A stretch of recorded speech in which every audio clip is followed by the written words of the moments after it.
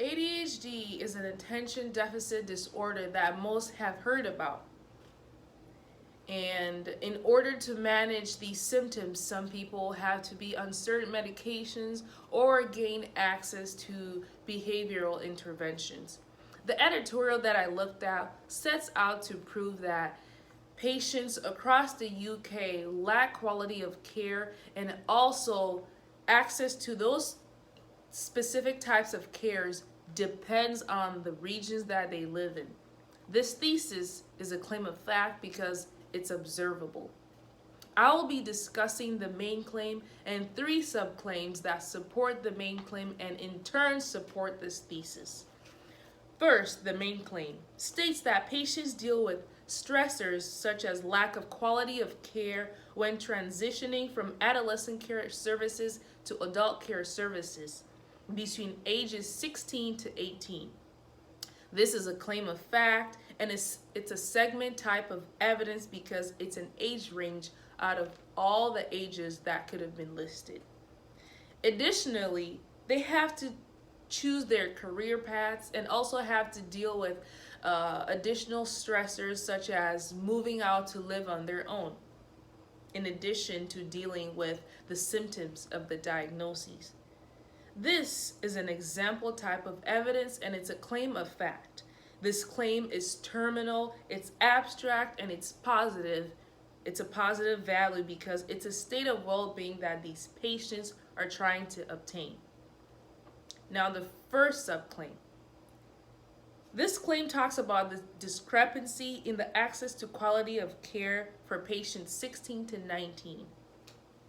To prove this, the author states that Scotland has 47% of prescription rate when it comes to gaining access to care.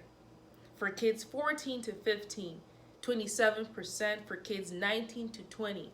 Whilst in Yorkshire and Humber, the prescription rate is 27%, which later on decreased to 6%. So, if I were to live in Scotland, that means I have a higher chance of gaining access to quality of care or prescriptions. These are claims of fact and segment types of evidence. Also, the research of Price et al. Was based on 11 million people, and this research was used throughout the editorial, and all the percentages that I've listed were also based on this research. 11 million is a magnitude type of evidence, and it also adds value and validity to the editorial and the information that I discovered. Now, the second subclaim. This claim tells us that Price et al.'s research is based on current knowledge, and this is a claim of fact, which implies we need more research.